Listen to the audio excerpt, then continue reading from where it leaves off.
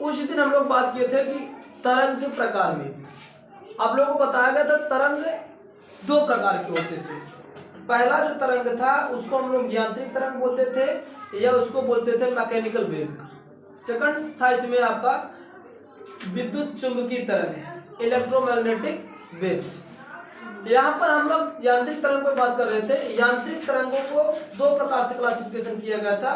First आपका था अनुप्रस्थ तरंग और दूसरा था अनुदैर्ध्य तरंग। अनुप्रस्थ तरंग वहां पर हम लोग बात किए थे। यहाँ पर एक नई परिभाषा के उपरांत हम लोग प्रस्तुत करेंगे कि स्ट्रिंग और गर्त के रिस्पेक्ट में क्या होता है।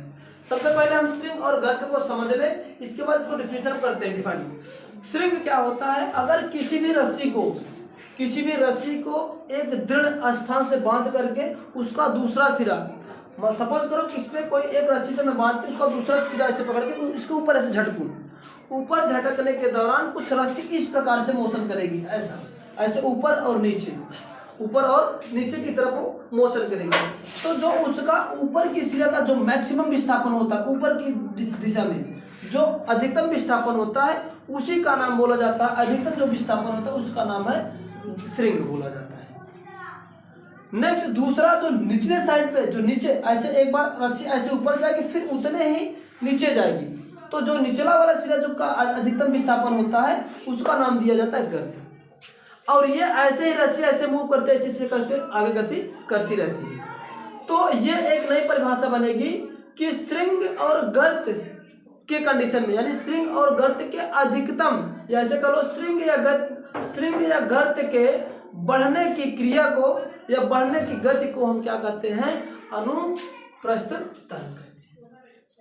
अब ये स्ट्रिंग और गर्त इसी वाले कंडीशन में आएगा कि जब वो कौन सा तरंग होना चाहिए? अनुप्रस्थ तरंग होना चाहिए। क्योंकि अनुप्रस्थ तरंग के जो भी माध्यम के कण होते हैं इनका जो विस्थापन होता है या इनका जो गति होती है कैसी होती है?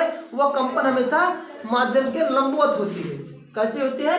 लंबवत। अब यहाँ पर देख लो ना, ऐसे लंबवत हो रहा है, ऐसे है ना, ये लंबवत ऐसे कर रहा है। तो लंबवत में कंडीशन में दो यहाँ पर चीजें आएगी, एक स्ट्रिंग और गर्त। अब स्ट्रिंग क्या होता है? वैसे स्ट्रिंग और गर्त को यहाँ पर डिफाइन किया गया है। क्रस्ट एंड द थ्रोस क्या होता है? माध्यम के कणों के साम्य अवस्था के दोनों तरफ, यानी इसका ये रेस्ट पोजीशन है, ये रस्सी ऐसे बांध के से रखी गई है, सीधा पकड़ के रखा गया है, इसको रेस्ट पोजीशन बोला जाता है, यानी साम्य अवस्था। साम्य अवस्था के इधर उधर, यानी इधर उधर करने के मतलब दोनों तरफ अधिकतम विस्थापन, चाहे इधर हो या पीछे हो या नीचे हो, यानी ऊपर हो या नीचे, जो अधिकतम विस्थापन होगा। अधिकतम विस्थापन का मतलब होता है जितने वो मैक्सिमम डिस्टेंस ट्रेवल कर ले, जितने मैक्सिमम दूरी हो तय कर ले। विस्थापन आप लोग पढ़े थे ना, जो कम से कम ज्यादा में रास्ता को कवर करे, यानी कम समय में जल्दी से पहुंच जाए किसी स्थान पे।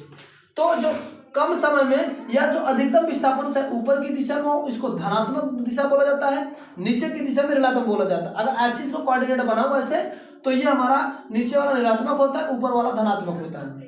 तो जो ऐसे इसको साम्यावस्था के इधर और इधर, यानी ऊपर और नीचे, जो ऊपर की दिशा में अधिकतम विस्थापन हो या तो नीचे की दिशा में विस्थापन, क्योंकि जब रस्सी ऐसे मूव करेंगे, झटकेंगे ऊपर के डायरेक्शन में, तो उसमें दो प्रकार कंडीशन आएगी। एक तो ऊपर अधिकतम विस्थापन होगा, फिर दूसरा नीचे।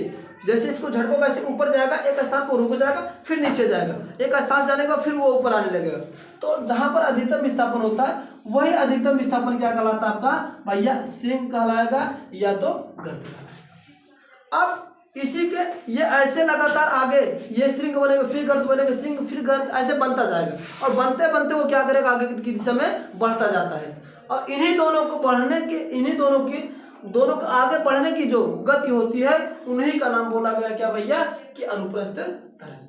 ठीक, दो ये है स्ट्रिंग और गर्त को डिफाइन किया गया। अब मैं स्ट्रिंग और गर्त को बता रहा हूं कि जब कोई भी माध्यम के कण साम्य अवस्था के केवल धनात्मक दिशा में अधिकतम विस्थापन को क्या कहते हैं? स्ट्रिंग कहेंगे। नेक्स्ट जो गर्त बनेगा, सेम यही डिफिनेशन होगा, माध्यम के कणों के साम्य अवस्था के दोनों ना करके ऋणात्मक करना, ऋणात्मक दिशा में अधिकतम विस्थापन को क्या बोला जाता है? गर्त बोला जाता है।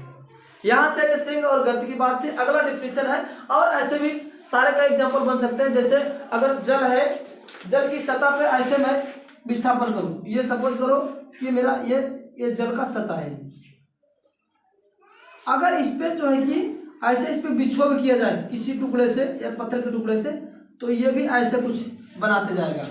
तो यहाँ पर ये जो अधिकतम ये होता है, ये यहाँ पर ये जो अधिकतम विस्थापन होगा जल में, ये इसको भी स्ट्रिंग बोलेंगे, इसको स्ट्रिंग बोलते हैं, स्ट्रिंग।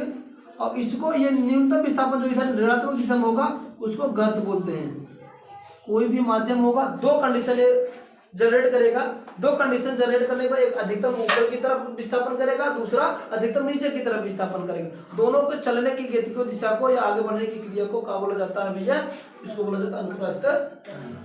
अगला आपका हेडिंग है इसी पे अनुदैर्ध्य तरंग। अनुदैर्ध्य सबका काम यही है, केवल कंपन करते समय कण कैसे करेंगे, आप इस तरह से नहीं करेंगे लंबवत ना करके इसके कण कंपन ऐसे आजू बाजू करेंगे, आजू बाजू, है ना, इधर ना इधर, इधर ना इधर, इधर, है ना। तो इस प्रकार के जो होते हैं तरंग, उनको नाम दिए गए अनुदैर्ध्य तरंग। ठीक है ना, इसको मिटाते हैं, अगला वाला इसको नोट कर लीजिए, आगे चलते हैं। हाँ, अगला हेडिंग है आपका अनुप्रस्थ तरंग की विशेषता, properties of the transverse waves. इसमें पहली प्रॉपर्टीज है, एक तरंग केवल उन्हीं ठोस अथवा द्रव की सतह को उत्पन्न की जा सकती है जिसमें क्या हो, दृढ़ता हो, जिसमें कुछ कठोरता पाई जाए, रिजिड हो, उसी में केवल ये उत्पन्न की जाए, अदरवाइज नहीं उत्पन्न हो सकती। जैसे गैस का माध्यम, उसमें दृढ़ता नहीं पाई जाती है, तो गैस वाले माध्यम में इसको उत्पन्न नहीं किया जा सकता। तो सेकंड प्रॉपर्टी वही है कि ये तरंग गैसों में नहीं उत्पन्न की जा सकती क्योंकि उसमें दृढ़ता नहीं पाई जाती है, तो दृढ़ता नहीं होती है। थर्ड आपको कहा है कि माध्यम के कण, अगला लिखिएगा, माध्यम के कण तरंग संचरण की दिशा, माध्यम के कण तरंग संचरण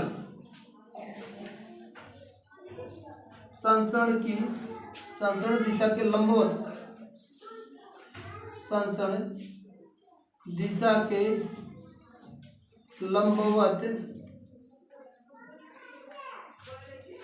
माध्यम के कण तरंग संचरण की दिशा के लंबवत कंपन करते हैं। कंपन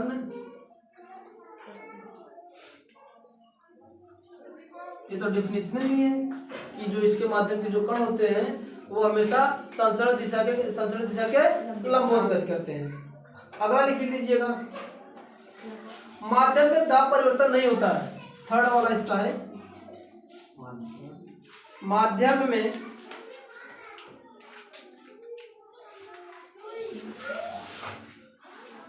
जो माध्यम होता है, जो मीडियम होता है, माध्यम में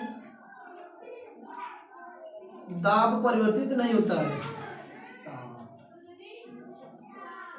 दाब परिवर्तन नहीं होता है।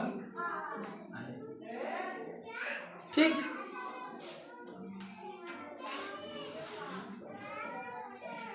और एक विकरण देख लीजिए इसके, और वही जो श्रृंग और गर्त वाली बात है। अगला लिखिएगा, इनमें माध्यम के पृष्ठ पर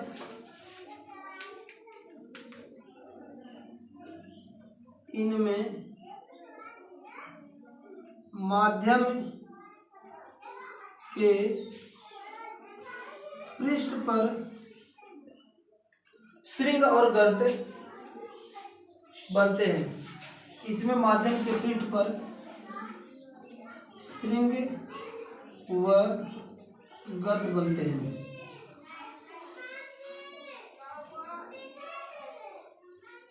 ठीक,